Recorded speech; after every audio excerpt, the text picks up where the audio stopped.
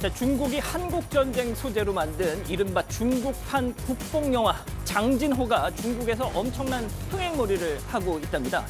자, 상영 일주일 만에 극장 수입만 5,400억 원을 넘었다니까 짐작이 되실 텐데요. 자, 영화는 미군을 상대로 혈투를 벌이는 중공군 모습을 그리고 있는데 이게 어찌나 국뽕스러운지 스크린을 향해서 저렇게 거수격려를 하는 관객들이 있다고 합니다. 우리나라에도 많은 팬을 가진 서극 감독이 저런 영화를 만들었다니 정말 안타까운데요. 자, 이 영화 보고 한 중국 언론인이 이건 좀 아니지 않느냐 하고 SNS에 글을 올렸다가 공안에 끌려갔다고 합니다. 자, 이런 가운데 오징어 게임 지난달 17일 첫 공개 이후에 약 1억 1,100만 계정이 시청을 해서 역대 넷플릭스 시리즈 가운데 최고 기록을 세웠다는 속보도 들어갔습니다. 자, 오늘 준비한 사건 해시태그로 소개 올리죠. 자, 탯줄도 떼지 않은 아이를 음식물 쓰레기통에 버렸던 이 비정한 친모. 저희가 이 발생 당시에 전해드렸는데, 자, 아이는 목숨은 건졌지만 이 평생 장애를 안게 됐다고 합니다. 검찰은 20년형을 구형했습니다. 자, 전염병이 돌아 인류 종말이 올지어다. 앞으로 환자들이 우르르 쏟아질 테니 한의사 마을을 건설해야 한다. 자, 이런 말로 한의사들을 속여서 돈을 가로챈 일당이 재판에 넘겨졌습니다. 자, 40여 년간 친자식처럼 돌봐온 양아들을 흉기로 살해한 80대 치매 노인에게 법원이 징역형을 선고했습니다. 자, 오늘 바깥 날씨 보셨습니까? 그야말로 가을 날씨의 전형입니다. 저도 당장 스튜디오 밖으로 나가고 싶을 정도인데요. 하지만 의리로 함께하는 사건 반장, 우리 가족 여러분들은 이거 보고 나가실 거라고 저는 믿습니다. 자, 그럼 대한민국과 전 세계 동포 가족 여러분의 시선을 모아서 출발합니다.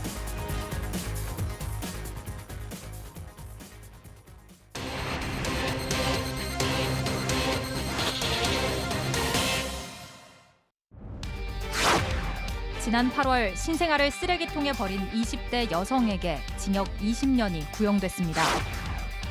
검찰은 여성이 오래 방치하면 아이가 숨질 수 있다는 사실을 알고도 아이를 음식물 쓰레기통에 버렸다고 판단했습니다. 오늘의 주요 사건을 정리합니다.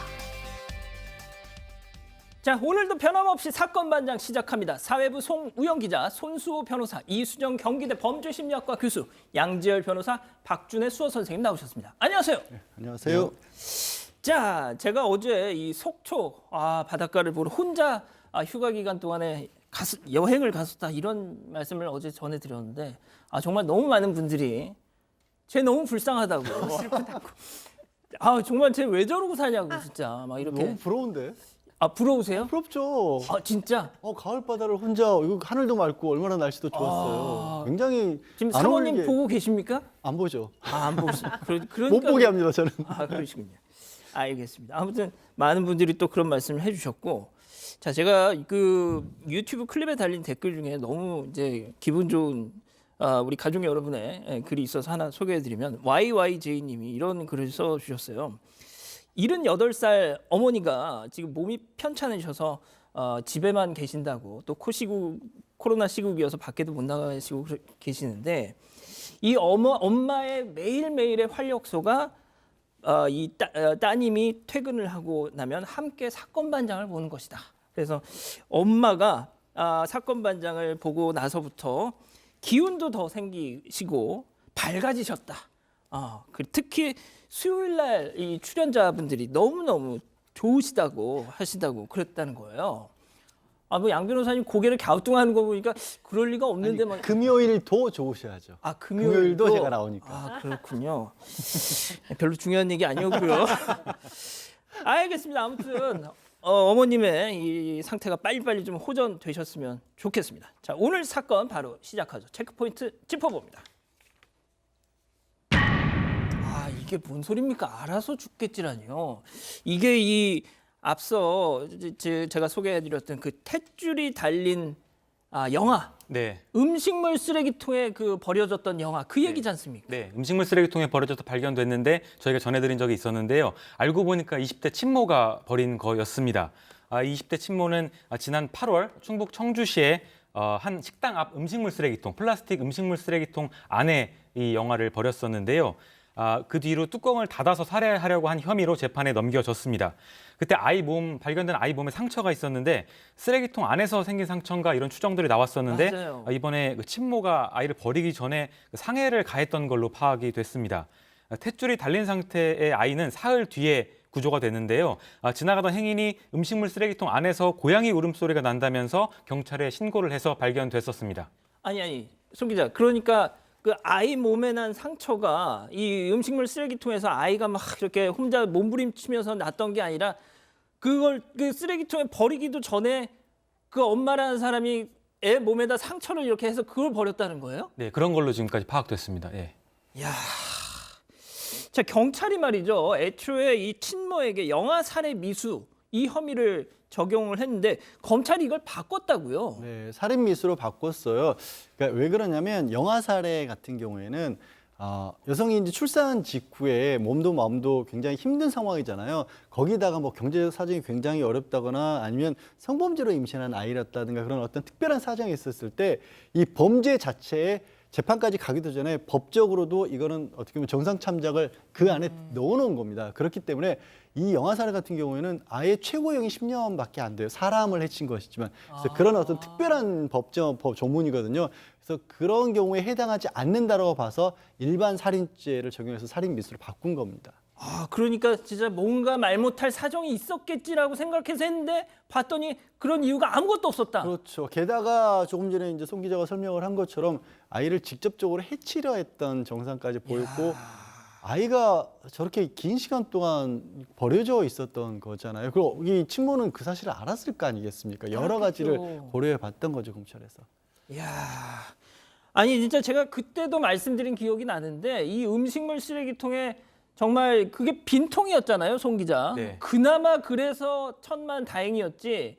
거기 만약에 음식물이라도 막 쌓여 있으면 거기 버려졌더라면 손 변호사님 진짜 질식사 했었을 가능성도 있는 거 아닙니까? 그렇습니다. 상당히 좀 위험한 상황이었고요. 그런데 이제 도덕적, 사회적으로 굉장히 큰 충격을 주었고 엄청난 지탄을 받아 마땅한 사건인데 또 법적으로는 어떤지 따져봐야 되잖아요. 예. 법적으로 이거는요 살인 미수입니다. 즉 사망하진 않았어요. 예. 미수예요. 그런데 검찰이 징역 20년을 구형했습니다. 이거 살인 미수에서 징역 20년 구형이라고 하는 건 이거는 가볍게 보지 않은 겁니다. 그렇군요. 이유를 밝혔는데요. 이게 친모는 이 아이를 어린 아이를 보호하고 양육해야 할 책임이 있다. 그런데도 음식물 쓰레기통에 버렸고 또 나중에 이제 반성하는 모습도 보이지 않았거든요. 결국 이 피해자가 상처를 입었고 또 신경에 손상이 생겨서 장애가 생길 수도 있는 상황입니다. 이런 것들을 종합해서 검찰은 징역 20년형을 구형했습니다. 교수님 진짜 저는 이런 아동 학대 또 아동 유기 이런 사건 전해드릴 때마다 제가 그런 얘기를 좀 들었습니다. 그러니까 그 난임 부부들 같은 경우는 이런 뉴스들을 더더욱 이렇게 보는 걸 고통스러워하신다고 말이죠. 우리들은 그렇게 갖가지 노력을 해서 아이 얻기가 이렇게 힘든데 누군 저렇게 생긴 아이도 갖다 버리고 죽이려고 하고 말이죠.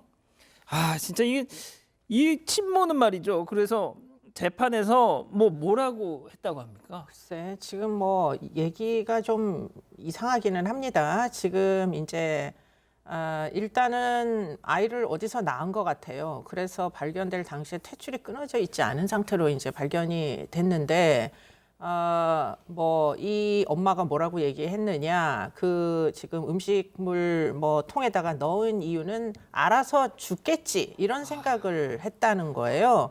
그런데 이제 지금 알아서 죽겠지라고 하고서는 가위를 이용해서 상해를 입혔다. 그러니까요. 이런 내용들이 나와가지고 차라리 그러면 그렇게 해서 유기하는 것보다 더 쉽게 영아니까 죽일 수 있는 방법이 있었을 텐데 왜 이런 방법을 선택을 했는지 저는 사실은 좀 의문이 많이 듭니다. 이 엄마의 정신 상태가 특히 조현병 등 중증 정신병이 아니더라도 지적 수준에서 뭔가 문제가 있는 게 아닌가 하는 생각도 들고요. 별로 이렇게 범행 행위 자체가 합리적이지는 않은 것 같거든요. 다행히 합리적이지 않아서 아이는 살았습니다. 네, 고양이 울음소리 같은 울음소리를 내다가 주민이 발견을 해가지고 결국 살기는 살았는데요. 지금 이 엄마가 한 행위가 합리적으로는 설명이 안 되는 측면이 있어가지고 지금 그런 부분을 다 따져가지고 20년을 구형을 한 건지 아니면은 뭐 특별한 뭐 감경 사안이 없고 정말 죄질이 좋지 않아서 20년을 구형한 건지 현재 보도된 내용만으로는 제가 좀 충분히 알 수 없는 게 좀 안타까움이 있습니다. 예. 일단 조사를 받을 때는 아이 때문에 내 인생이 망칠 것 같아서 이런 범행을 저질렀다라고 정말 터무니없는 얘기를 했다고 하네요. 어? 근데 이제 그게 그 산후 우울증이 굉장히 급성으로 오는 수가 있어요. 아. 그렇기 때문에 이런 얘기가 그냥 허투루 지나갈 수 있는 얘기는 전 아닌 것 같은데 그래서 지금 인생을 망칠 것 같다라고 이야기한 게 우리가 제3자가 뭐 아이가 있으면 뭐 재혼도 못하고 남자도 만나기 어렵고 그렇게 돼서 아이를 없애야 되겠다 이런 합리적 어떤 결론에 도달한 것 같지가 않단 말이에요 지금. 그래서 이런 부분이 다 따져져 가지고 지금 20년 구형이 나온 건지 그 대목이 그냥 계속 물음표. 저는 지금 정확하게 뭐라고 얘기하기가 좀 예. 어려운 것 같아요. 그러니까 비난 가능성이 굉장히 높은 장기간 동안 학대를 하다가 결국 아이가 사망한 사건하고 예. 지금 이 사건은 약간 아하. 양상이 달라요. 그렇군요. 자, 손 변호사님. 가장 중요한 건 지금 아이 상태 아니겠습니까? 네. 예. 아주 다행히 또 생명에는 지장이 없는 상태고요. 그리고 또 55일 동안 입원 치료를 받았습니다. 그래서 정말 천만다행으로 내일 퇴원해서요. 아. 네, 아동보호시설에 입소할 예정입니다. 그런데 구조 당시에는 좀 여러 가지 위험한 상태였습니다. 즉 예. 오른쪽 목에서 등까지 15cm 정도의 상처가 있었고요. 폐혈증 증세까지 있었거든요. 피부 봉합 수술을 받았어요. 그래도 다행히 많은 사람들의 노력으로 생명에 지장이 없는 상태에서 퇴원을 하게 됐고요. 또 이런 사연이 알려지면서 1억 5천만 원 가량의 성금까지 모인 상황입니다. 이렇게 뭐 각지에서 또 온정이 답지를 했군요. 자, 그런데 송 기자, 네. 제가 좀 놀란 것이 보통 친모가 이렇게 해서 이제 뭐 감옥에 가게 되면 이 아이를 뭐 그 친모의 부모, 그러니까 할아버지 할머니가 맡아서 기를 수도 있는 거잖아요. 그런데 나 우리 얘 안 키울래 뭐 이랬다면서요. 네, 일단은 그 가족들이 딸을 대신해서 키우진 않겠다 이런 의사를 표시한 걸로 현재까지 전해지고 있는데요. 일단 그 출생 신고가 안 됐던 상태이기 때문에 이 친모의 가족들이 뒤늦게 출생 신고는 했다고 합니다. 이름도 지었다고 하고요. 그러니까 법적으로 친권은 이제 친모한테 있는 건데 친모가 아이를 좀 제대로 키울 수 없는 상태이기 때문에 검찰은 이번 구형 재판에서 친권 상실 선고를 해달라고 재판부에 청구를 했습니다. 그러니까 친권을 뺏어달라고 청구를 한 건데요. 지금 청주시청 관계자랑 아동보호 전문기관 관계자들이 이 아이를 어떻게 해야 될지 지금 논의를 하고 있다고 하니까요. 그 결과는 좀 더 기다려봐야 할 것 같습니다. 하지만 이런 절차는 그 아이의 미래를 위해서 모두 비공개로 진행되기 때문에 결론은 알려지지는 않을 것 같습니다. 자, 지금 뭐 송 기자 말한 것처럼 이 청주시에서는 모든 지금 과정을 비공개로 한다는 거 보면 양 변호사님 아무래도 이 아이가 엄마한테서 버려졌다. 그런데 그 버려진 것도 뭐 나중에 내가 쓰레기통에 버려 이런 걸 나중에라도 알게 된다면 그 아이가 받을 충격이 얼마나 그런 걸 또 감안을 한 거겠죠. 청주시도 그렇고 뭐 제가 그 친모의 가족들을 탓할 생각은 없습니다. 가족들도 아마 그 부분이 제일 고민이었을 것 같아요. 이게 작은 지역 사회지 않습니까? 상대적으로 그러다 보면 아무리 조심을 한다고 할지라도 이게 쉽게 알려질 수도 있고 아이가 또 어느 정도 자란 다음에 좀 만약에 아이가 어느 정도 뭐 좀 조금이라도 좀 상황을 알고 본인의 어떻게 보면 출생에 대해서 궁금해하는데 예. 막상 친모가 감옥에 만약에 이제 검찰이 구형한 대로 20년 가까이가 나온다라면 그때까지 수감 생활 가능성이 있지 않습니까? 그런데 그 엄마가 나를 버렸다는 것 때문에 수감 생활을 하고 있다고 하면 거기서 올 충격 같은 게 그러네요. 상상하기가 어렵지 않습니까? 그런 여러 가지 사정들이 좀 복합적으로 작용을 하고 있겠죠. 알겠습니다. 자, 오늘 사건 이렇게 마무리하고요. 다음 오늘 인물 이어갑니다.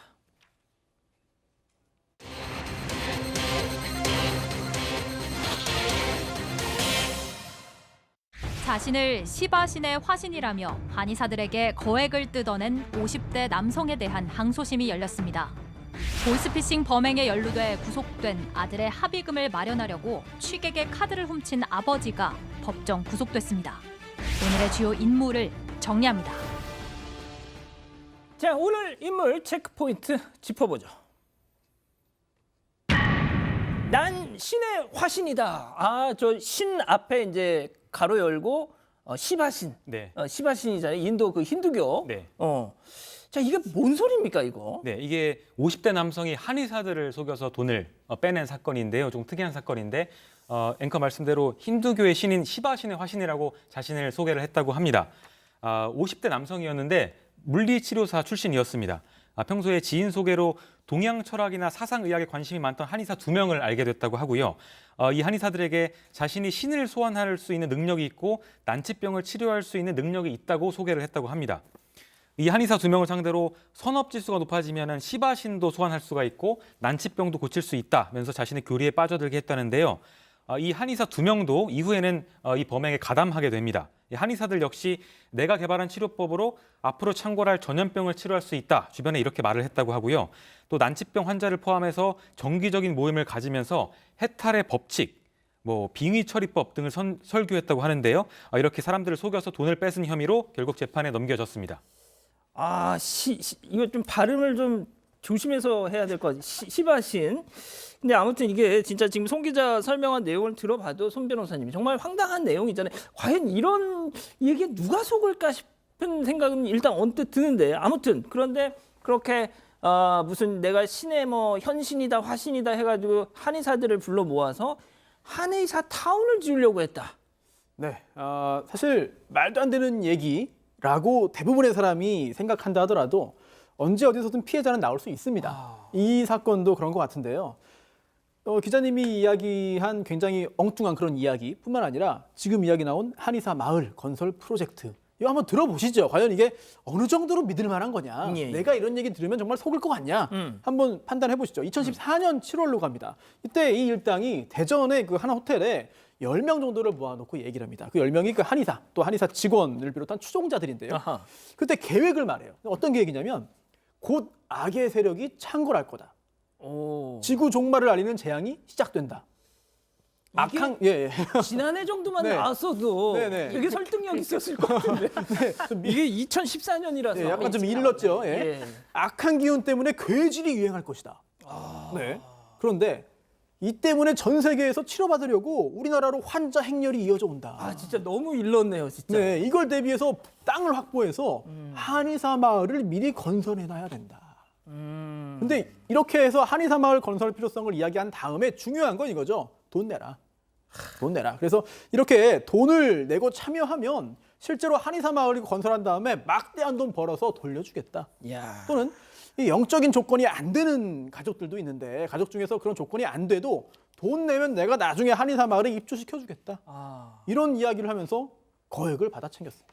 자, 그 거액이 38억 정도 된다는 거 아닙니까? 한 사람당 받아내는 돈들이 꽤 많습니다. 받아내는 과정도 만만치가 않은 게 조금 전에 이제 우리 손 변호사가 설명한 그 한의사 마을이라는 곳에 입주를 하려면 입주하고 나중에 거기서 이제 수익이 나면 돌려주겠다라는 식으로 10년 동안 운영하던 한의원을 정리하게 만들어서 6억 원을 이게 뜯어냈고요. 또 피해자 한 사람은 주식으로 굉장히 돈을 좀 버셨던 모양입니다. 그런데 그렇게 돈벌이라니까 신이 화났다, 신이 분노했다. 그러니까 그 수익금 바쳐라. 그래서 또 1억 5천만 원을 편취를 하고 집에 악신이 많이 꼈는데 이거 정화를 시켜야 한다라는 명목으로 또 1억 3천만 원. 이런 식이다 보니까 10명 숫자는 많지 않은데 액수는 38억 원에 달하고 있습니다. 자, 지금 나오는 게 이제 이른바 시바신인데 근데 좀 주식 투자 잘해서 수익금을 남겼는데 신이 화를 냈다는 건 저는 솔직히 잘했다고 칭찬할 것까지는 없겠지만 또 뭐 화를 낼 것까지도 없잖아요. 그걸 또 아무튼 지금 우리 안진경 님이 딱 그 말씀 하십니다. 이제 휴거 생각난다고. 예? 교수님 제가 고등학교 1학년 92년도에 마침 제가 이 석천동 쪽에서 고등학교를 다녔는데 거기 다미선 교회가 있었거든요. 휴거. 야, 진짜 저는 그때 어린 마음에 막차라도 한번 타야 되는 거 아닌가. 중학생 때. 조마조마해서 진짜 올라가는 건가 싶어가지고 우리 지금이라도 교회당 한 켠에 가서 이렇게 쭈그리고 앉아 있어야 되는 거 아닌가 막 이런 진짜 생각이 들었는데 야, 진짜 그때 제가 이제 그 학교 왔다 갔다 하면서 그 다미선 교회 이 입구를 보면 정말 난리가 아니었거든요. 근데 지금 생각해 보면 어떻게 그런 걸 그렇게 믿었을까? 지금 이 사건을 보면서도 약간 좀 인류 종말을 언급하면서 어떻게 보면 구조는 비슷한 거 아닙니까 이거? 그렇죠. 비슷한 구조이고요. 예, 뭐 사이비 종교냐 아니냐 결국 검증 안 된 얘기로 사람들을 겁박하느냐 이 차이로 보입니다. 그래서 어떻게 보면은 공포 마케팅으로 사람들을 현혹시킨 것 같고요.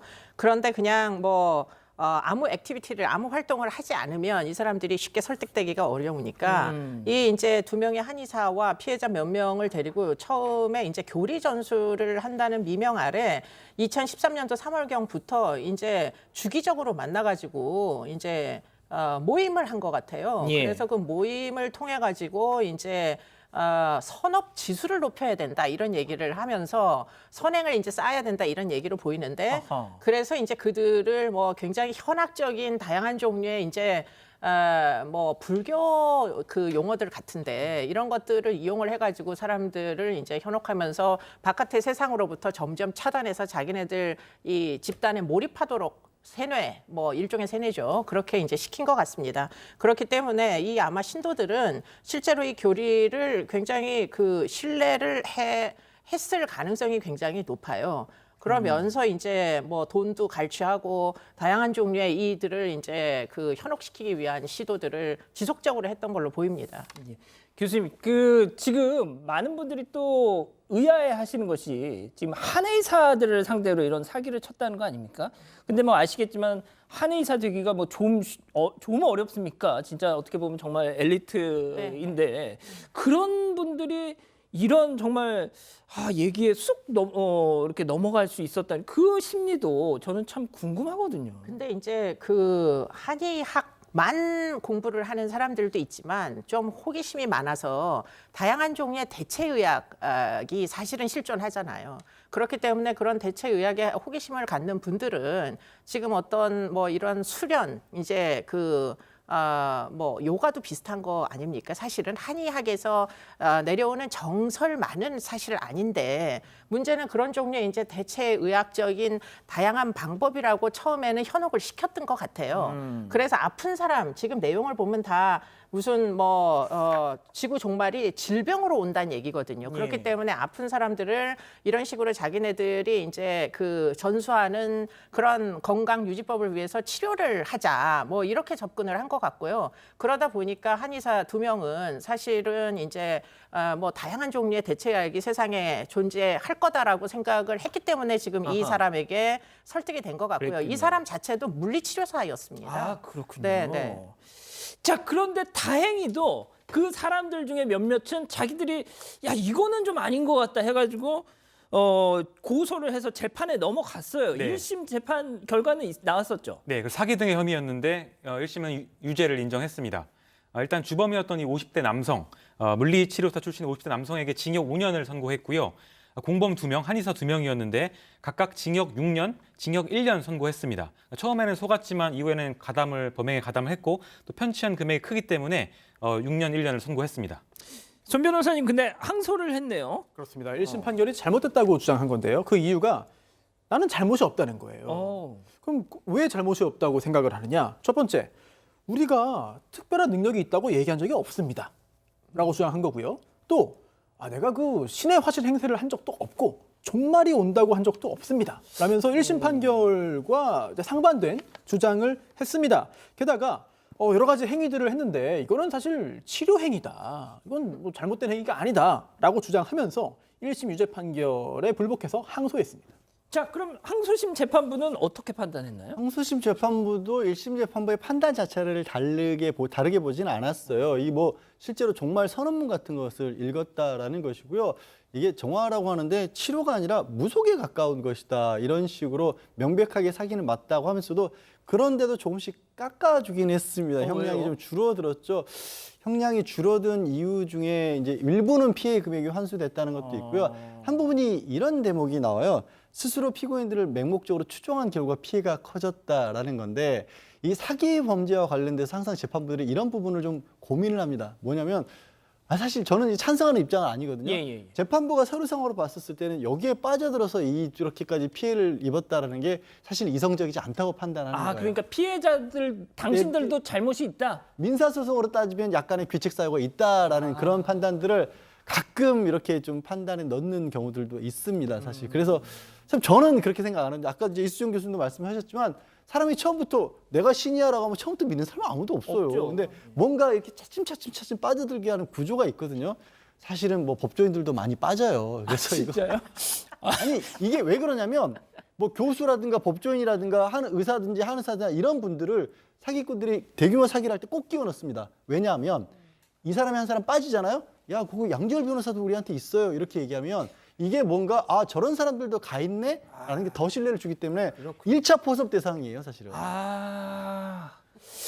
이야, 그렇군요. 알겠습니다. 아무튼 알겠습니다. 첫 번째 인물 이 정도로 정리하고요. 두 번째 인물 체크 포인트 짚어보죠. 합의금을 마련하려고 어떤 사건입니까?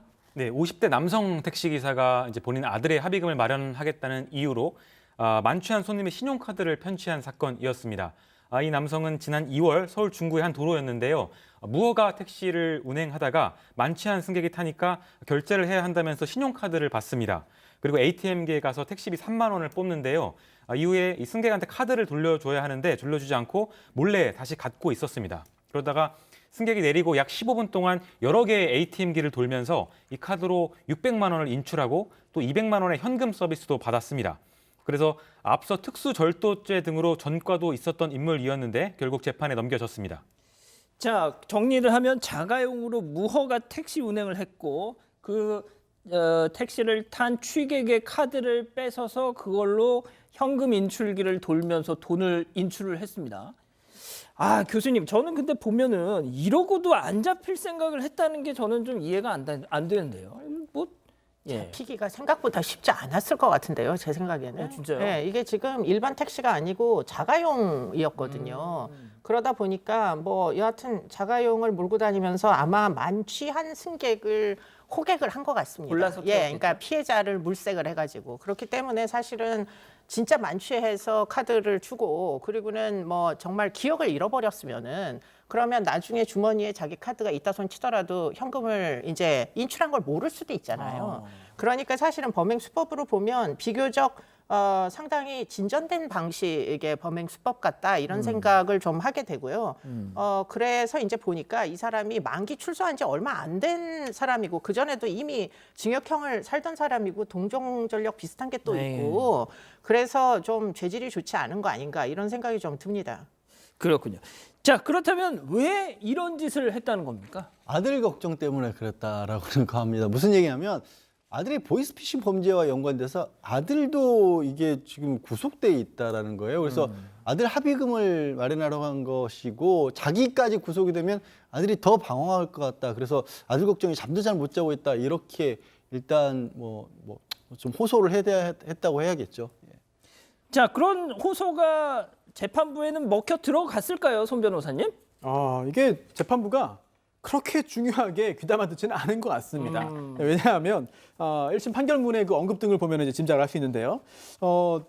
이 피고인이 행한 그런 범행의 위험성이 크다고 봤어요. 즉 대상이 이제 술에 취했잖아요. 예. 그래서 보호 능력이 취약한 불특정 취객입니다. 그리고 범행 내용이나 수법들도 굉장히 좀 여러 가지로 위험성이 있는 거고요. 게다가 이 피고인의 경우에는 그 누범 기간 중에 범행을 저질렀습니다. 즉 형집행 종료나 면제로부터 3년 안에 이렇게 범행을 저지르면 누범이기 때문에 가중되거든요. 네. 지금 출소하고 2년 6개월 만에 범죄를 저질렀지 않습니까? 게다가 동일한 수법의 동종 범죄라면은 이 범행 자체는 사실 뭐 선처할 요소가 있다기보다는 오히려 엄하게 처벌이 된다. 뭐 이런 취지로 이해할 수 있겠죠.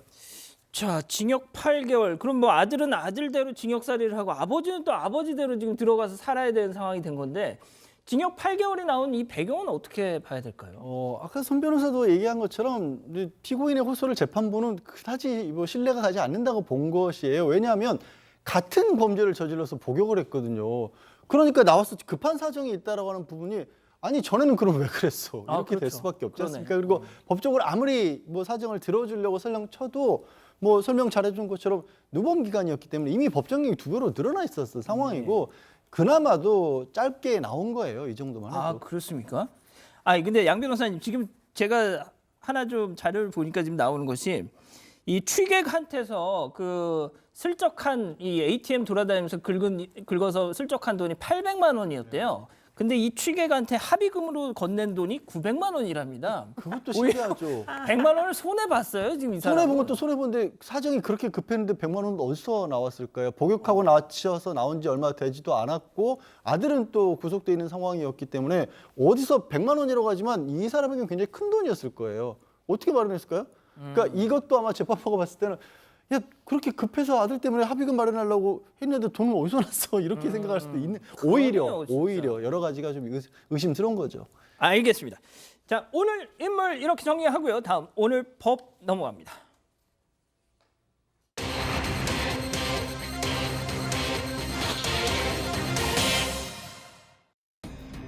치매를 앓던 80대 노인이 오랜 세월 친자로 키워온 양아들을 살해해 법정에 섰습니다. 무임승차를 신고하려 한다는 이유로 택시기사를 폭행한 30대 의사가 1심보다 무거운 벌금형을 선고받았습니다. 오늘의 주요 재판을 알아봅니다. 자, 오늘 법 체크포인트 짚어보죠. 치매가 낳은 비극입니다. 자, 이게 이 80대 아버지, 치매를 앓고 있는 아버지가 아들을 살해한 네. 사건이죠. 네, 대구에서 80대 아버지가 자고 있던 자신의 아들을 살해한 사건인데요. 흉기로 살해를 했었는데요. 이 남성은 치매를 앓고 있었습니다. 평소에 집을 나가서 파출소에서 발견되는 등 이런 일이 잦아지면서 아들이 걱정이 많이 됐나 봅니다. 그래서 집 출입문을 본인 외출할 때는 내부에서 열 수 없도록 잠그고 다녔다고 하는데요. 이런 아들의 외출 제한 조치에 대해서 평소에 불만을 자주 표출했다고 합니다. 안타까운 부분인데 2019년 3월에 돌봄센터 상담 직원한테 잠을 자고 있던 아들을 죽이고 싶다 이런 말도 했다고 하는데요. 그만큼 이제 불만이 커졌던 걸로 보입니다. 또 평소에 아내를 심하게 폭행하는 등 폭력적인 성향도 심했다고 하는데요. 그러다가 지난 4월에 노인 돌봄센터에서 귀가를 거부했는데 아들이 억지로 귀가를 하게 된 상황에서 아내와 아들한테 분노를 표했다고 하고요. 4월 2일 새벽에 잠을 자고 있던 아들을 살해해서 재판에 넘겨지게 됩니다. 자, 지난 4월 2일 오전 2시에 집에서 잠을 자고 있는 아들을 이 80대 아버지가 흉기로 살해를 한 사건입니다. 그러니까 그랬겠죠. 이 집에 이 노 부부가 살고 있고 아들이 있고 세 식구가 살고 있는데 당연히 이 아버지가 아들을 살해하려다 보니까 당연히 그 부인 할머니는 화들짝 놀라서 신고를 하려고 달려갔을 거 아닙니까? 어디론가. 그렇습니다. 잠을 자고 있던 아들의 가슴 부위를 흉기로 찔러서 살해한 건데 이런 가해 행위가 이제 가해진 후에 아들이 살려달라고 소리를 질렀습니다. 그래서 이 소리를 듣고 이 피해자의 모친이죠. 예. 잠에서 깼습니다. 그래서 범행 장면을 목격을 한 거예요. 그래서 이제 신고하기 위해서 밖으로 일단 뛰쳐나가라고 했는데 이 남편이 또 아내까지 붙잡았습니다. 그러면서 주먹으로 때리고 또 현장에 있었던 부서진 액자 테두리 조각으로 또 때리는 이런 일도 벌어졌죠.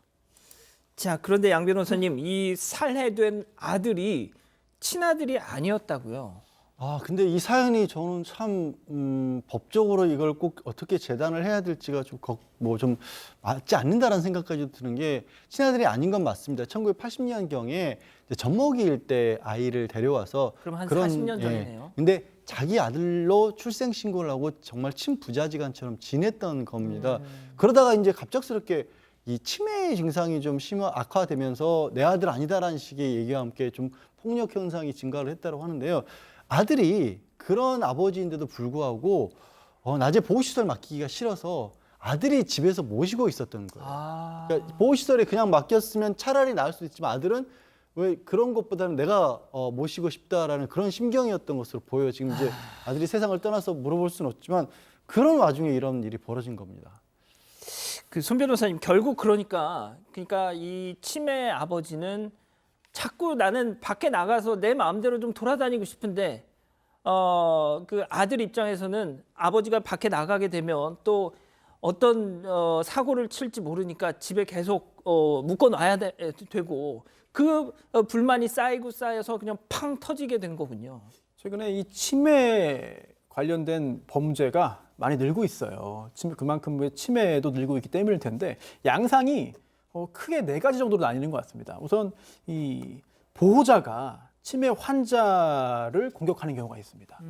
그동안 너무 오랫동안 이런 간병하다가 순간적으로 욱해서 하는 경우도 있고요. 자녀가 부모를. 네네.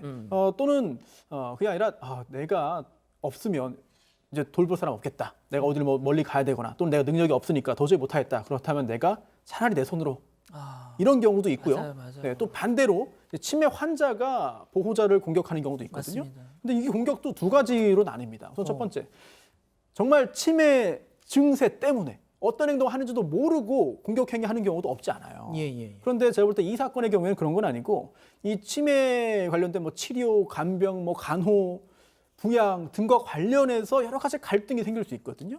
뭐 어떤 구체적인 행위에 대해서 뭐 서로 간에 의견이 다르거나 뭐 정도에 대해서 의견이 충돌하거나 그런 갈등 때문에 분노가 쌓이고 이런 끔찍한 일로 결국은 전달되는 경우가 있는데 어떤 형태든 이 치매 관련된 범죄는 이 가족 자체를 파괴하는 행위고 가족이 파괴됩니다. 굉장히 끔찍한 일이죠. 교수님 제가 아는 어떤 가정에도 그 폭력성 치매라고 하지 않습니까? 치매 증상 중에도 뭐 여러 가지가 있지만, 그러니까 그렇게 그냥 때리는 주변 사람을. 그래서 제가 아는 어떤 분도 이제 그 남편분이 치매로 고생을 하시는데 그렇게 그냥 부인을 폭행을 하고 해서 정말 온 가족들이 정말 너무 힘들어하는 약간 좀 그런 상황 아닌가라는 생각도 얼핏 들고요. 뭐 그럴 것 같은데 지금 이분 같은 경우에 알츠하이머 병에서 이제 치매로 점점 증상이 심화된 걸로 보이거든요.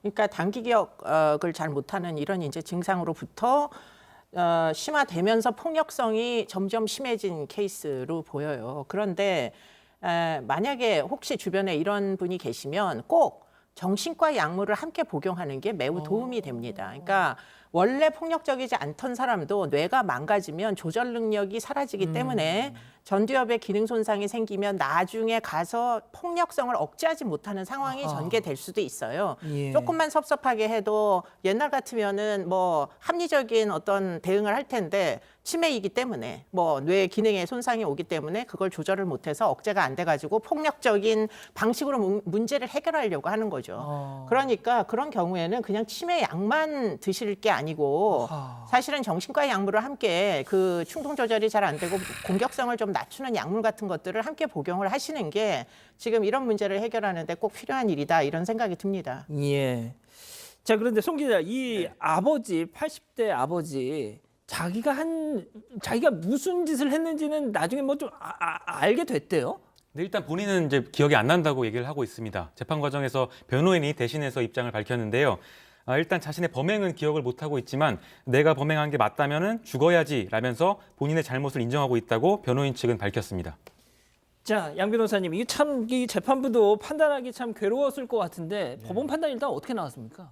일단 징역 2년 6개월의 판단을 했습니다. 사실 이제 결과만 놓고 봤을 때는 굉장히 폐륜적이고 어찌 보면 또 자기 배우자도 해쳤기 때문에 범행 방법도 잔인하다라고 했지만 이 81세잖아요. 81세 치매뿐만 아니라 여러 가지 질병이 있기 때문에 거기서 더 이상의 장기간 수감 생활을 버틸 수 있을까라는 게 법정에서도 아마 굉장히 고민이었던 모양입니다. 그리고 이제 심신미약을 사실상 인정을 한 거죠. 사람을 해쳤는데도 불구하고 2년 6개월이기 때문에 추가적으로는 이제 치료까지도 받아라 치료 감호 보호 관찰도 5년을 추가했습니다. 자, 징역 2년 6개월의 치료 감호. 치료 감호는 그럼 어떻게 해줘야 되는 겁니까, 이거? 치료 감호 등에 관한 법률이 있는데요. 이 법에 따라서 징역형을 선고하더라도 그와 병과할 수 있어요. 그래서 징역 몇 년 선고하면서 치료 감호도 받아라. 이러면 치료 감호를 먼저 하게 됩니다. 말 그대로 중요한 건 재범을 막는 건데 그냥 이렇게 교도소 수용고실에 놓는다고 해서 치료가 되는 건 아니잖아요. 이 범죄의 원인이 질병이라면 그 부분을 치료를 하게 되기 때문에 이 국립법무병원이 있습니다. 이 치료감호소 여기에서 여러 가지 치료 등을 할 수 있도록 그런 제도 등이 마련되어 있습니다. 자, 이 교수님 그 치매 가족들 그러니까 이런 지금 뭐 우리 가족 여러분들 중에서도 좀 비슷한 좀 상황을 이렇게 호소하시는 분들이 계시는데 다시 한번 좀 이렇게 해보시는 게 어떻겠냐 조언해 주실 게 있으면 좀 말씀 좀 그러니까 부탁드립니다. 보통 이제 신경과적인 문제 때문에 이제 치매에는 치매에 해당하는 약물을 복용하게 되거든요. 근데 그렇게만 하지 마시고 혹시 피해 망상 같은 게 생기고 그래서 약간 폭력이 시작이 되고 그래서 가족들을 폭행하기 시작하고 근데 그 빈도가 점점 참기 어려워진다 하면 예. 꼭 정신과를 모시고 가세요. 정신과. 그래서 정신과 약 중에 피해 망상을 줄이는 그런 약물들을 좀 복용하고 뭐 신경 안정제 같은 것들도 가능하면 정신과에서 처방을 받아가지고 약물을 복용을 시키게 되면 그 분노 조절이 안 되고 폭력적인 막 이런 난동을 피는 이런 이제 에피소드들이 그 정신과 약으로 좀 상당히 다운될 수가 있습니다. 그러니까 꼭 뭐 정신과 약물도 한번 고려를 해보셨으면 좋겠어요. 네. 알겠습니다. 자, 첫 번째 법 이렇게 정리하고요. 두 번째 법 체크포인트 짚어보죠. 야, 돈 받으려면 내려. 아, 이게 승객이 택시 기사를 폭행한 사건이죠. 네, 30대 남성이 택시 기사를 폭행한 사건인데요. 이 승객의 직업은 의사였습니다. 지난해 5월이었는데요. 5월 새벽 1시쯤이었습니다. 60대 택시 기사를 폭행을 했는데 일단 목적지에 도착하니까 택시 기사에게 술을 너무 많이 먹었으니 저 골목길로 올라가 달라 이렇게 얘기를 했다고 합니다. 하지만 택시 기사가 거절을 했다고 하는데요. 아마 골목길로 올라가면 이제 내려가는 것도 시간이 걸리고 그래서 걸어가라는 취지로 거절을 한 게 아닌가 추정이 되는데 이 승객은 돈을 받고 싶으면 따라 내려 이렇게 말을 하면서 택시비를 내지 않았다고 합니다.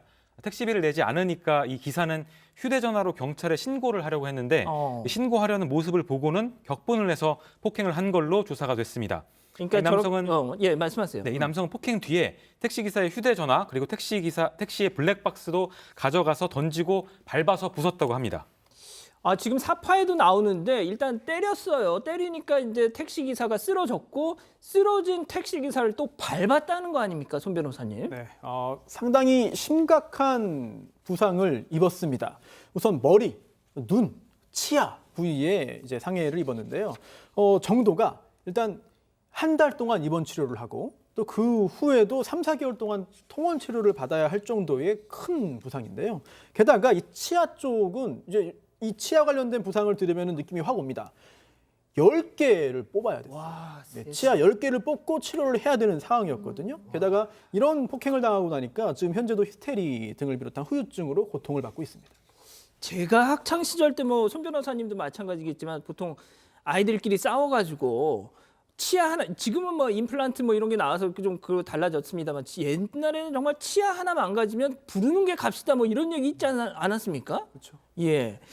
자, 그 교수님, 근데 지금 보니까 이 남성 뭐 취중이었다고는 하지만 이 폭행을 하고 나서 택시 기사의 휴대전화 그리고 택시에 달려있던 블랙박스를 뺏어서 먼저 부셔버렸다.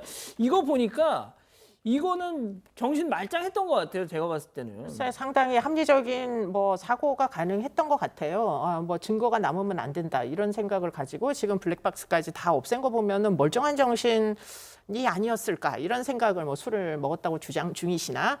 그런데 이 사람이 심지어는 직업이 의사였다는 거예요. 예. 30대 먹은 의사가 결국 저 골목 위로 올라가자 이랬는데 뭐 어떤 이유가 있었겠죠. 좀 그 어렵겠다 이렇게 이제 거절을 하자 다짜고짜 내려가지고 지금 폭행을 60대 기사님을 이제 폭행하기 시작해서 이 지경이 되게 이렇게 정말 뭐 심각한 폭행을 했는데 이 의사가 사실은 진짜 이 엄벌해야 되는 거 아닌가. 이 사람이 지금 폭력적인 혹시 습벽 같은 게 있는 거 아닌가.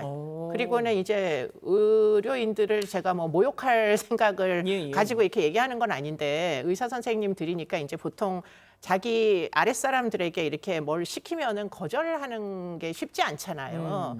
근데 이제 택시 기사님이 사실은 올라가 달라 그랬는데 올라가지 않아서 지금 이 일들이 다 벌어지게 된 거거든요.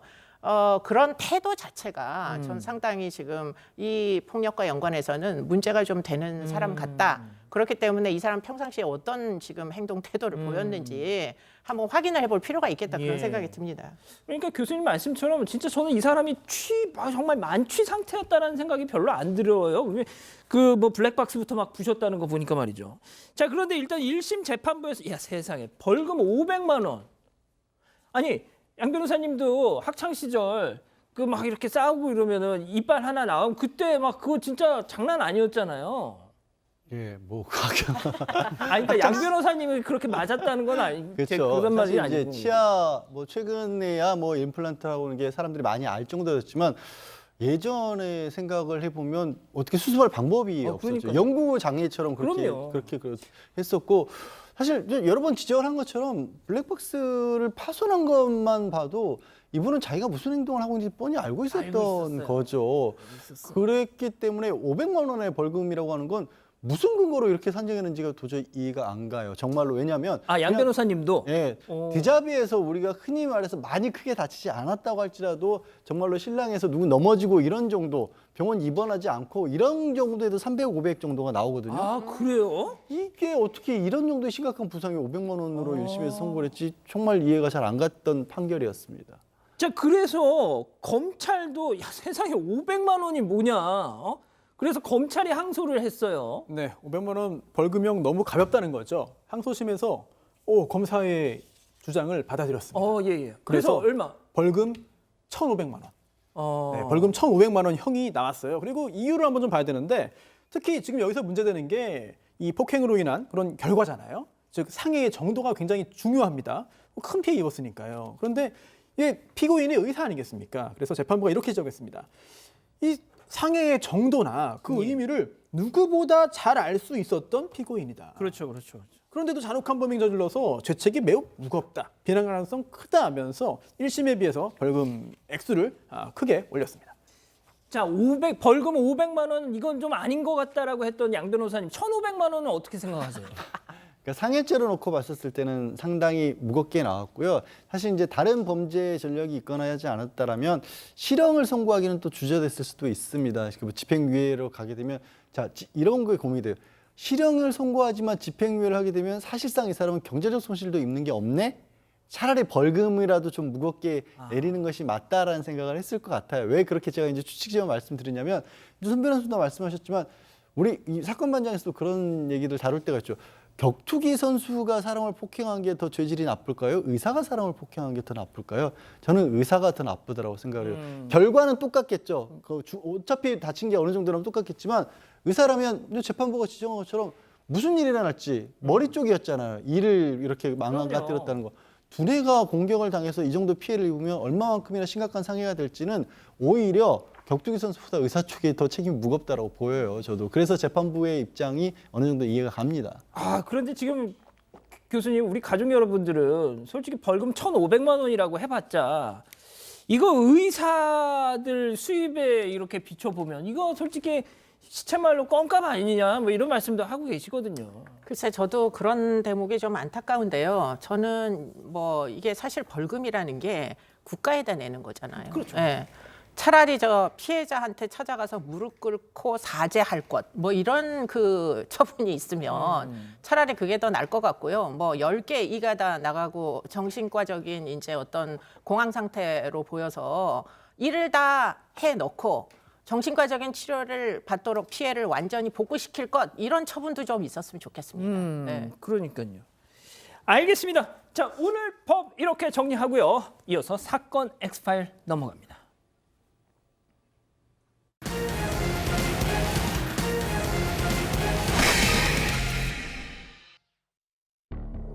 지난해 9월 인천의 을왕리 해수욕장 근처에서 음주 사고가 일어납니다. 만취한 벤츠 차량 운전자가 치킨 배달을 가던 50대 남성을 치어 숨지게 해서 큰 공분을 일으켰는데요. 당시 조수석에 앉아 있었던 이 차량의 소유주, 이후 피해자와 합의를 하겠다면서 한밤중 유족의 집을 찾아가서 문을 계속 두드립니다. 재판 과정에서 선처를 받기 위해서인데요. 유족들은 가해자가 집까지 찾아와 문을 쾅쾅 두드린다는 사실에 공포를 느낀다면서 경찰에 신변 보호 요청까지 합니다.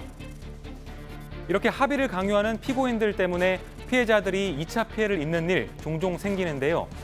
합의금을 준다는데 왜 안 받아들여? 라면서 적반하장식 태도를 보이는 사람들도 있습니다. 그런데 이런 사람들 앞으로는 가중처벌을 받을 수도 있습니다. 대법원 양형위원회가 합의 시도 중 피해를 야기한 경우에는 가중처벌을 하도록 양형 기준을 수정하기로 했기 때문입니다. 이렇게 하면 피해자들이 강요에 의해 피해를 용서해주거나 떠밀리듯이 처벌 불원서를 써주는 일이 없어질까요? 오늘 엑스파일에서는 가해자들의 막무가내식 합의 요구에 대해서 알아봅니다. 자, 저희가 진짜 사건 반장하면서 그러니까 합의를 종용하려고 2차 가해를 가하는 그런 일들 정말 많이들 소개해 드렸잖아요. 을왕리 음주 사건이 딱 그거였습니다. 대표적인 사건이었는데 이게 기억이 좀 가물가물하실 수 있으니 지금 저거 나간 저 그림인데 치킨 배달을 하던 50대 가장이 음주운전 차량에 치여서 숨지는 정말 그래서 국민청원까지 올라오고 그랬었잖아요. 특히나 이 음주운전 동승자에게도 윤창호법이 처음 적용되기도 했는데 자 이게 지금 대법원의 최종 판단을 앞두고 있죠. 네. 30대 여성 운전자가 음주운전 혐의 또 윤창호법 위반 혐의로 징역 5년 선고받았고요. 차 소유주였던 옆에 앉아있던 동승자 40대 남성이었는데 음주운전 방조 혐의만 유죄가 인정돼서 징역 6개월에 집행유예 2년 선고됐었습니다. 최근에 2심인 항소심 결과가 나왔는데 1심과 똑같이 유지가 됐고요. 지금 대법원의 최종 판단만 앞두고 있습니다. 자, 그런데 말이죠. 이 동승자가 이 치킨 배달 이 50대 가장의 유가족들을 찾아가서 진짜 밤중에 정말 밤중에 그냥 불쑥 찾아가서 막 대문 두드리고 저희가 그 소개해드린 적도 있었어요. 이거 뭐 하는 거냐고. 3차례나 그렇게 했다. 아, 3번이었어요? 그리고 이제 만날 수가 없으니까 주변 사람들에게까지 아니 우리가 지금 내가 돈을 아주 거액을 주려고 하는데 일반적으로 받을 수 있는 합의금보다 훨씬 많이 줄 텐데 왜 안 받는다는지 모르겠다라고 주변 사람들까지 그렇게 찾아다녔다라는 겁니다. 피해를 입은 가족들 입장에서는 밤중에 찾아오는 것도 무섭고요. 아유, 무섭죠. 무엇보다 다짜고짜 이게 용서를 비는 게 아니라 돈부터 들고 나온다는 사실이 아니 이제 돈 때문에 사람이 목숨까지 잃었는데 그렇게 힘들게 일하다가 그 돈이 여유가 있어서 그렇게 고급 승용차 타고 밤늦게까지 술을 마시고 다녔던 사람들이 이제는 돈으로 사람 목숨까지 살려가는 거 아니냐 이런 생각을 안 할 수가 없잖아요, 유족들은. 당연하죠. 그런 아픔이 생겼던 거죠. 자, 교수님 이게 말이죠. 이 비슷한 게 또 뭐가 있냐면 그 음주운전 차량에 또 역시 목숨을 잃은 대만 유학생 여대생이 있었지 않습니까? 네. 그 기억나시죠? 네, 네, 그 부모님 대만 그 부모님들이 난 절대 합의 안 한다. 몇 번을 얘기를 했는데도 세상에 그 가해자 쪽 가족들이 대만까지 넘어가 가지고 합의하겠다고. 심지어 그 부모님들이 다니는 교회까지 찾아가 가지고 그 집이 어디냐 막 물어보고 그래가지고 난리가 났었잖아요. 그러니까 저는 이게 정말 이 2차 가해를 합의를 한다는 구실로 말이죠. 이게 뭡니까 도대체? 그러니까 이제 그 양형 기준 안에 지금 이제 감경 요인으로 이게 멀쩡히 들어가 있으니까 피해자와의 합의랄지 뭐 피해 회복을 위한 진지한 노력 뭐 이런 것들이 들어가 있으니까 진지한 노력을 하기 위한 일종의 쇼라도 보여주겠다. 합의가 되든지 안 되든지 거기다 한 발 더 나가가지고 공탁을 걸면 이것도 또 감경 사안이에요. 피해자와 합의가 안 돼가지고 돈을 줄 수가 없으니까 그냥 공탁을 걸어가지고 뭐 결국은 이제 합의의 뜻은 있으나 합의가 안 됐으니 돈이라도 내가지고 어떻게 보면은 면죄부를 내 돈으로 사겠다. 뭐 이런 태도를 취하는 피고인의 입장들이 있는데 지금 이번에 이제 양형위원회에서 합의 시도 중 피해를 야기한 경우에는 가중 처벌을 하겠다라고 양형 기준을 변경한 것은 전 너무너무 이게 뭐 훌륭한 일이다. 이건 정말 꼭 필요한 일이었다. 이런 생각이 들고요. 이제 그러니까. 성범죄 같은 경우에도 맞습니다. 합의 여부가 그 감경이 되거든요. 형량이. 그래서 예. 뭐 집행유예 나오고 이런 거 대부분 집행유예. 예, 피해자들이 합의를 해줘가지고 그렇게 되는데 성폭행 피해자들이 왜 합의를 해주겠어요? 결국은 무서워서 그럼요. 예, 그렇기 때문에 합의를 안 해주고는 견딜 수가 없기 때문이거든요. 그렇기 때문에 이번에는 지금 그런 식으로 피해자를 찾아가가지고 2차 뭐 일종의 가해 행위입니다. 그렇게 하면 우리는 가중 처벌하겠다. 이렇게 한 것은 전 정말 환영한다. 예.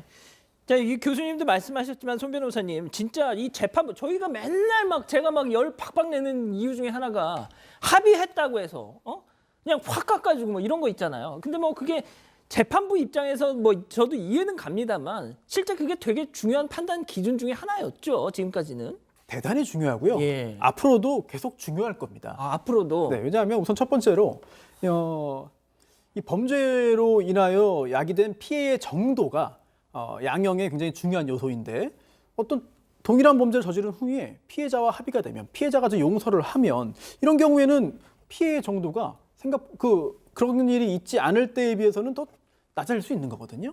그런 거를 확인할 수 있는 거고 또 두 번째는 현실적인 부분도 있어요. 왜냐하면 일단 합의라고 하는 거는 뭐 합의금을 주지 않고 합의를 이끌어내는 경우도 있습니다. 하지만 대부분의 경우는 합의금이 이제 지급되죠. 예. 이럴 경우에는 결국 형량을 낮추기 위해서 합의를 시도한다. 합의를 하기 위해서는 합의금을 지급한다. 그렇다면 민사 합의와 형사가 동시에 이루어지는 경우도 있지만 어찌됐든 그와 별개로 가해자가 피해자에게 금전적으로 뭔가 지급을 한다. 이 부분은 어찌 보면 피해자 입장에서는 현실적인 배상일 수 있는 거거든요. 이런 부분들의 가능성을 열어두기 위해서 법원이 이런 합의를 양형에 반영할 수밖에 이제 없는 것이죠. 이런 부분들을 무시할 수는 없는 거고 또 하나 반성의 하나의 증거가 될 수도 있습니다. 즉 나는 모르겠다. 나는 모르겠으니까 알아서 하세요. 그냥 형 살죠. 뭐 이런 것과 어떻게든 반성을 하고 어떻게든 용서를 구하는 그런 과정에서 이렇게 용서를 받기 위해서 합의 절차를 좀 요구하는 경우들도 뭐 긍정적으로 볼 요소도 분명히 존재합니다. 양 변호사님, 그러면은 대법원 양형위원회가 정확히 뭘 어떻게 바꾼다는 건지 간략하게 좀 부탁드릴게요. 이거를 보복범죄의 일종으로 보겠다는 겁니다. 강요나 협박을 하게 됐을 경우에 합의를 한다는 명목으로. 그렇기 때문에 보복범죄면 일반적인 범죄보다도 훨씬 더 무겁게 처벌도 되고요. 눈에 띄는 부분이 이 보복범죄로 하면서 집행유예를 허락할 수 없는 사유로 만들어버리는 겁니다. 그러니까 이 강요나 협박을 통해서 합의를 시도했다라고 하는 게 아까 지적한 것처럼 그렇게 해서 집행유예 받으려고 하는 건데 이렇게 강요나 협박을 했을 경우에는 아예 집행유예 대상이 안 되도록 양형위원회에서 못을 박아버린 거죠. 그러니까 실효성이 없어지는 점도 되는 겁니다. 자, 그런데 진짜 이 연인 간의 어떤 이런 폭행, 이게 합의가 이루어지면 아까 교수님도 얼핏 말씀하셨지만 진짜 이게 정말 용서하고 싶어서 합의를 해줬나? 진짜 좀 의문스러운 적이 한두 번이 아니지 않습니까, 교수님? 예? 네, 뭐 이게 사실은 합의가 아니죠. 말이 합의지. 그리고는 이제 어떻게 보면 합의라는 용어 자체를 특히 이제 피해자가 있는 형사재판 같은 데서는 합의라는 용어 대신에 용서, 피해자의 용서 이렇게 좀 바꿨으면 좋겠어요. 그러니까 합의는 너무나 형식적인 뭐 합의에 이른다 이런 이제 서로 간의 어떤 조율을 통해 가지고 이런 식으로 인식을 하게 되니까 지금 핵심은 피해자가 이 나쁜 짓을 한 자를 용서했느냐인 거잖아요. 놈이라고 하셔도 됩니다. 네. 근데 하여튼 그런 식의 이제 용서를 했느냐 여부를 좀 더 진지하게 법원에서 좀 고려를 해야 되고 그게 결국은 처벌 불원 뭐 이런 이제 표현이 되는데 처벌 불원이라고 하지 마시고 차라리 그냥 쉽게 용서.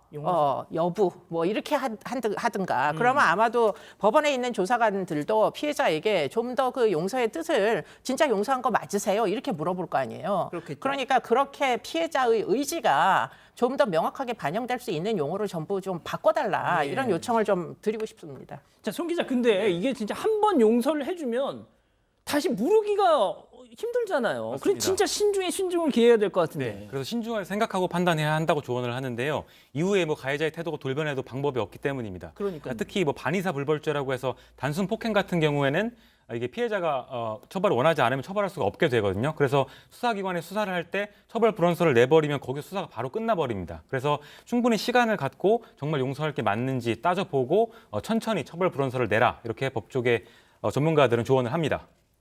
알겠습니다. 자, 방송에서 뭐 그렇다고 또 놈이라고 하면 안 되겠죠. 알겠습니다.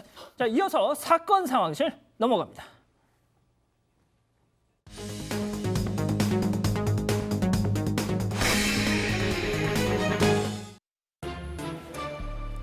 지금 이 시간 사건 상황실에 올라온 화제의 뉴스입니다. 프로포폴 투약 혐의를 받는 가수 휘성이 2심에서도 1심과 같은 판결을 받았습니다. 오늘 오전 마약류 관리에 대한 법률 위반 혐의를 받는 가수 휘성의 항소심 선고 공판이 진행됐습니다. 1심 재판부는 징역 1년에 집행유예 2년, 사회봉사와 약물치료 강의 각 40시간을 선고했는데요. 2심에서도 같은 판결이 내려졌습니다. 2019년에 12차례에 걸쳐 프로포폴을 구매해 투약한 혐의로 기소된 휘성. 재판부는 비슷한 범행으로 처벌받은 적이 있지만 자신의 잘못을 반성하고 약물 의존성을 낮추려는 점을 볼 때 원심이 선고한 형이 가볍지 않다고 선고 이유를 밝혔습니다. 거짓 암투병 논란이 제기된 가수 최성봉이 후원금을 돌려주겠다는 입장을 밝혔습니다. 암수술 후 거액의 빚을 진 상태라며 5천만 원가량의 후원을 받은 가수 최성봉. 이후 거짓 암투병 의혹에 휩싸인 최 씨가 어제 자신의 팬카페에 후원금을 돌려주겠다는 글을 올렸습니다. 팬들은 암투병에 대한 진실을 요구했고 현재 해당 게시물은 삭제된 상태인데요. 최 씨의 이번 논란은 한 유튜버가 최 씨에게서 항암치료 부작용을 찾기 어렵고 환자복 또한 대학병원에서 사용하지 않는 것이라며 거짓말을 하고 있다고 주장하면서 불거졌습니다. 최 씨는 지난 2011년 방송된 오디션 프로그램 준우승 출신 가수로 사람들에게 알려졌습니다. 자, 손 변호사님 혹시 최성봉 씨 아세요? 저는 이 최근의 논란 때문에 예. 좀 찾아서 예전에 그 사람이구나 아, 다시금 알게 됐습니다. 예, 뭐 한동안 잊고 한국의 있다가. 폴포츠라고 뭐 이렇게 뭐 불렸던 분이라는데, 자, 이 팬카페에 글을 올렸는데 후원금 돌려줄 돈 없다. 네. 무리를 일으켜서 죄송하다, 돌려드리겠다라고 하면서도 하지만 제가 지금 가지고 있는 돈이 6만 원입니다. 6만 원. 네. 어떻게든 마련해서 후원금 다 돌려드리고 떠나겠습니다. 라는 글을 썼는데 여기에 대해서 그게 중요한 게 아니라 일단 그동안 의혹이 제기됐던 정말 암 환자가 맞는지 어떤 일이 있었는지 거짓말이었는지 등등을 알려달라 댓글이 달리니까 이 글을 삭제해버렸습니다. 아이고. 아니 그런데 이 유튜버가 이 암투병 거짓말이다라고 딱 주장한 근거는 뭡니까? 요즘 네티즌 수사대라고 불리는 분들 보면 예. 재능 기부해야 될 분들이 좀 있는 것 같아요. 맞습니다. 뭘 찾아냈냐면 이게 이 진단 코드, 질병 코드가 있잖아요. 진단서에 그 코드가 가짜라는 거고요. 그다음에 진단서를 이제 위조 방지하는 프린트가 있는데 그것도 보이지가 않더라라는 겁니다. 그리고 병원의 진단 기록 자체가 남아있지 않대요. 거기에 이제 아까 소개된 것처럼 항암 치료 받았으면 아무래도 뭐 탈모가 됐든지 간에 여러 가지 증상이 있을 텐데 그런 것들도 아무것도 다 보이지 않는다라고 한 건데 이게 이 최성봉 씨를 후원하기 위해서 암 투병을 하고 있는 다른 분이 자기도 암 환자니까 사연이 딱 해서 적금까지 깨가면서 후원하시던 분도 세상에. 있잖아요. 정말 이거는 정말 이야. 안 좋은 죄질이 정말 안 좋죠. 이게 진짜 범죄가 사실이라면. 예. 알겠습니다. 자, 손 변호사님 좀 짧게 부탁드릴게요. 휘성 씨 2심하고 같은 판결 나왔네요. 네, 징역 1년에 집행유예 2년인데요. 1심 판결이 맞다는 거예요. 즉 사실 여러 차례에 걸쳐서 프로포폴을 사고 그리고 또 투약했거든요. 이제 대중에게 미치는 영향이 큰데 이런 범행을 저지른 점이 잘못됐다며 지적을 했습니다. 자, 김 아나운서 다음 소식 전해주시죠. 집으로 배달시킨 차량 타이어 때문에 불편을 겪었다는 사연이 공개됐습니다. 어제 온라인 커뮤니티에 차량 타이어 4개가 문 앞에 쌓여있는 사진이 올라왔습니다. 타이어를 교체하려고 배달 주문한 게시자, 배달기사에게 문 앞에 두고 가라는 말을 남겼는데요. 그런데 작성자가 집에 도착해서 보니 타이어 4개가 현관문에 딱 붙어서 문을 막고 있었다고 합니다. 심지어 당시 집안에는 사람이 있었다고 하는데요. 집에 있던 사람이 반나절 동안 감금됐었다며 억울함을 호소했습니다. 헤어진 여자친구를 살해하고 시신을 유기한 남성이 범행 2달 만에 자수했습니다. 그제 오전 한 50대 남성이 헤어진 여자친구를 집에서 살해하고 열흘가량 시신을 방치한 후 유기했다며 자수했습니다. 여성의 실종 신고를 받고 한 달가량 수사를 벌여온 경찰. 남성을 유력한 용의자로 보고 출석을 요구한 상태였는데요. 수사망이 좁혀오자 남성이 스스로 범행 사실을 실토한 겁니다. 남성의 자백을 토대로 비닐봉지에 담겨있던 여성의 시신을 찾아냈고 남성은 오늘 오전 구속영장 실질 심사에 출석했습니다.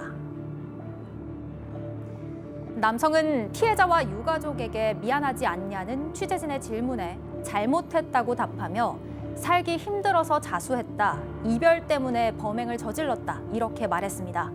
지금까지 사건 상황실이었습니다. 자, 앞서 그 전해드린 그 타이어 그 사진 다시 한 번만 좀 보여주실래요? 예. 자, 요즘 진짜 뭐 택배로 타이어까지 다 이렇게 주문을 하는 세상이 됐는데, 근데 이거 올라오고 나서 저 글을 올린 사람을 향한 질타가 더 쏟아지고 있다고요? 네, 그러니까 타이어 4짝을 저렇게 해놔서 실제로 안에 있던 여자친구가 반나절 동안 못 나왔다 뭐 이런 취지의 너무 글이었거든요. 무거우니까. 네, 저게 진짜 무겁긴 한데 어. 저도 한번 들어봤는데 정말 무겁거든요. 근데 왜 들었어요, 그걸? 아마 겨울 타이어로 가려고 한번 들은 적이 있는데 진짜? 들 수 있긴 하지만 정말 무겁습니다. 근데 이게 그러니까 뭐 누가 잘못한 거냐 이렇게 찬반이 좀 논란이 되고 있는 것 같은데요. 그러니까 이 취지는 아마 그 문을 막지는 않는 수준에서 옆에다 놨으면 어떻겠냐 이런 취지였던 것 같은데 많은 네티즌 분들은 이 택배 기사가 무슨 잘못을 한 것이냐 하면서 작성자를 향한 질타가 쏟아졌다고 합니다. 그러니까 글쓴이는 택시 기사를 비난할 의도로 올린 건 아니었다며 사과까지 했다고 합니다. 택배 기사. 자, 교수님, 그 요즘에 그러니까 저는 저거를 요즘에 그 카센터로 보내세요. 카센터로 보내시면 거기서 그냥 바로 수리를 할 수 있거든요. 그러니까 집으로 보내달라 이렇게 하지 마시고. 자, 교수님, 근데 저 타이어 저거 보고 좀 어떤 생각 드셨어요? 좀 이게 지금 막 갑론을박이 있는 것이 진짜 택배 기사가 얘 이거나 먹어라 하면서 한 거다. 그거 네가 그렇게 주문을 했으니까 보낸 거 아니냐, 좀 막 이렇게 갑론을박이 있거든요. 글쎄, 제가 택배 기사여도 저 예. 무거운 타이어를 4개씩이나 갖다 놓으려면 사실 좋은 얘기 안 나오겠죠? 저도 저렇게 해놨을 것 같아요. 진짜? 에라이 모르겠다 그러고. 방송에서 오늘따라 아까 놈이라고 그러시질 않나, 막 진짜. 교수님 이거 막 거의 브레이크 없는 벤츠는, 야, 이거 양 변호사님 뭐 한마디 해주셔야죠. 다른 게 아니라 저 택배 기사는 이렇게 생각할 수도 있어요. 저게 굉장히 부피가 크잖아요. 예. 그러니까 문을 떼거나 하면 통행 방해가 될 수 있죠. 그러니까 택배 기사로서는 선택의 여지가 별로 없었을 수도 있어요. 저게 옆집으로 가거나 하게 되면 또 옆집에서 항해 들어올 수도 있기 때문에 아마 안에 누가 있다거나 하는 생각을 못했죠. 안에 누가 있는데 저렇게 하지는 않았지 않았을까 싶습니다. 그렇군요. 저는 하지만 교수님 생각에 동의합니다. 예. 그 얼마 전에 그 생수 3개인가 그 막 배달을 했는데 그거 그냥 문 앞에다가 막아놓은 그런 경우도 있었거든요. 요즘 누가 생수 그냥, 아무튼요. 알겠습니다. 자, 이 정도로 정리하고요. 이어서 사건 현장 넘어갑니다.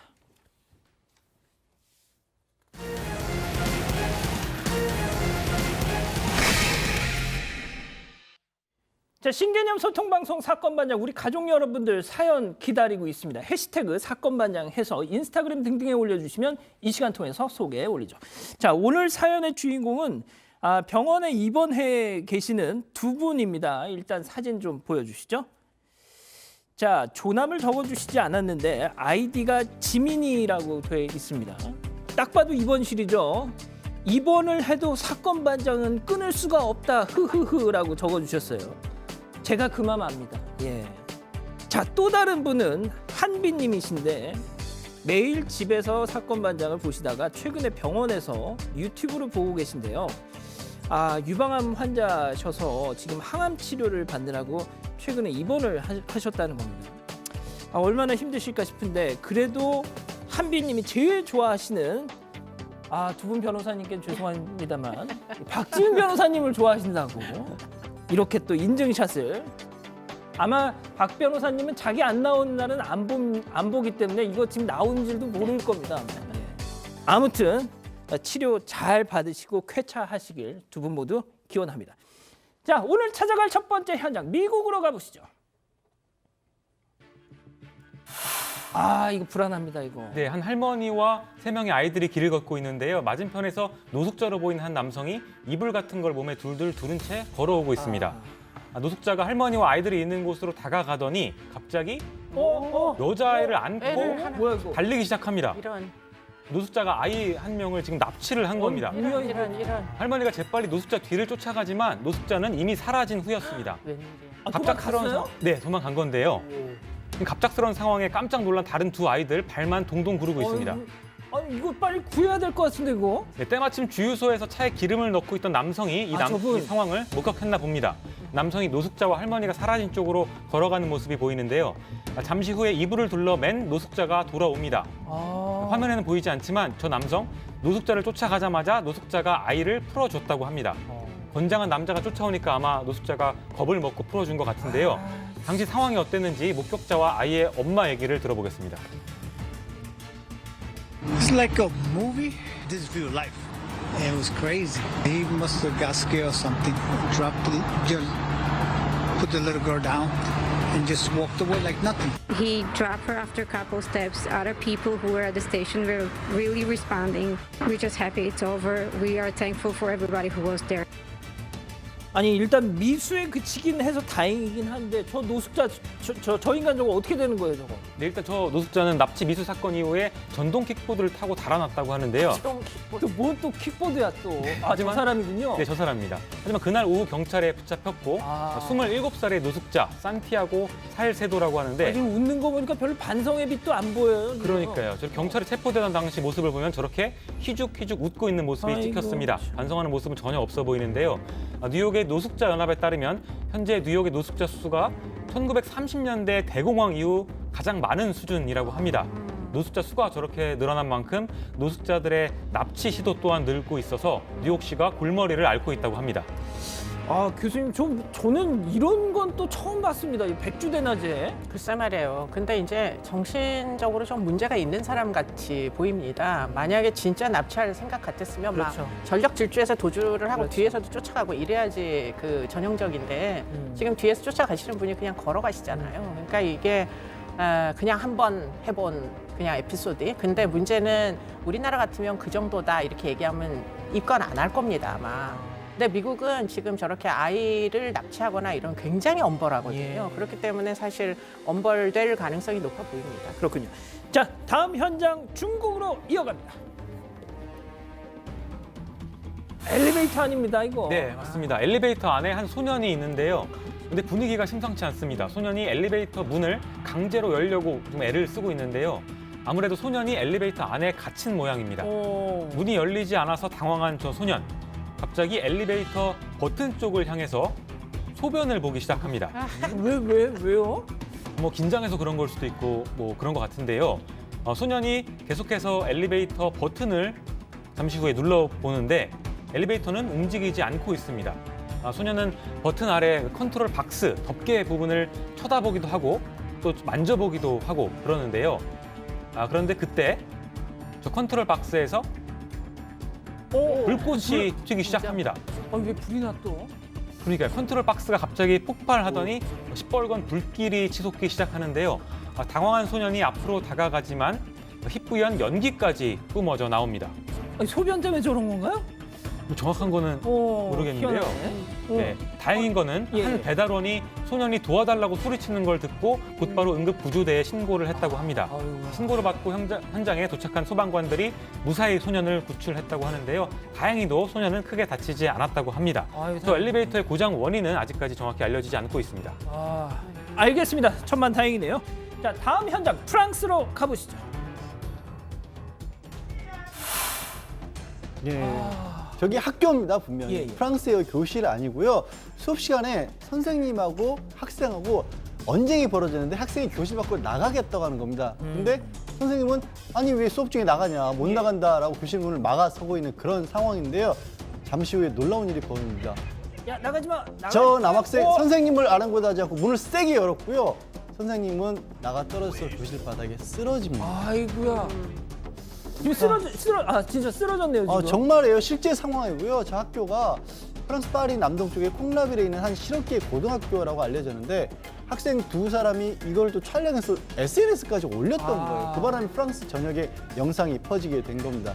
선생님 쓰러지니까 학생 한 명이 나가서 선생님을 이렇게 세우긴 하는데 또 보면요. 일부 주변 학생들은 막 웃고 있어요. 굉장히 아이고. 충격적인 장면이죠.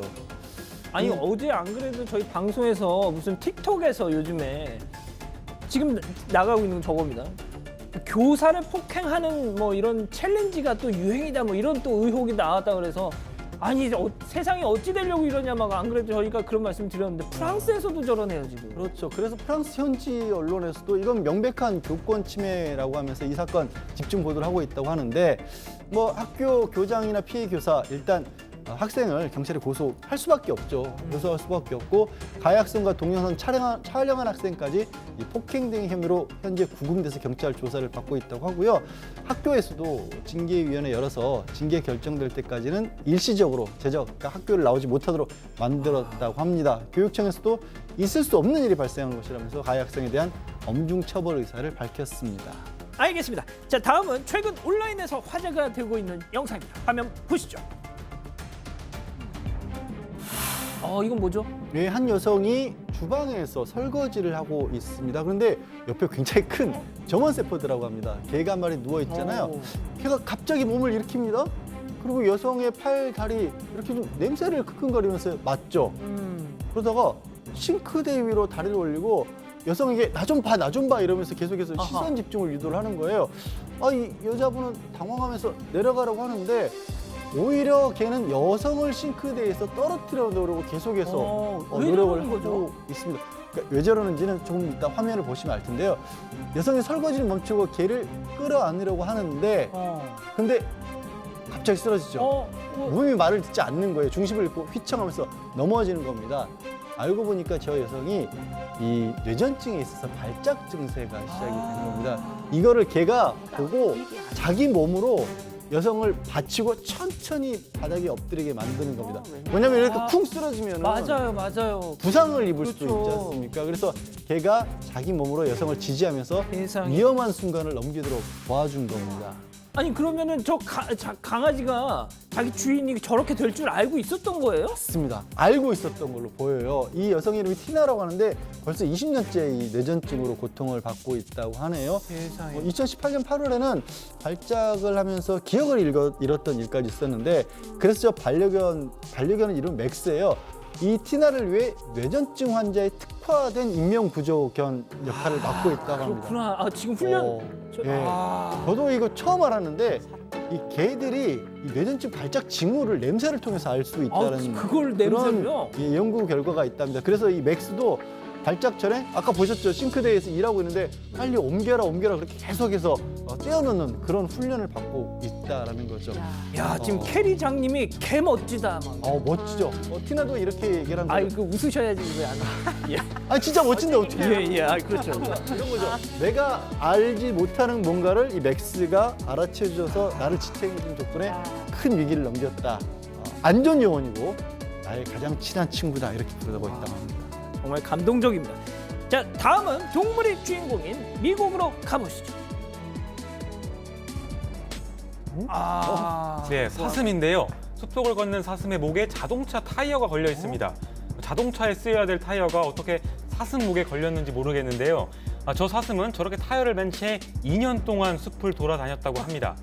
야생동물보호국에서는 저 사슴이 나타날 때마다 현장에 출동해서 구조하려고는 했는데 번번이 사슴을 놓쳐서 애를 먹었다고 합니다.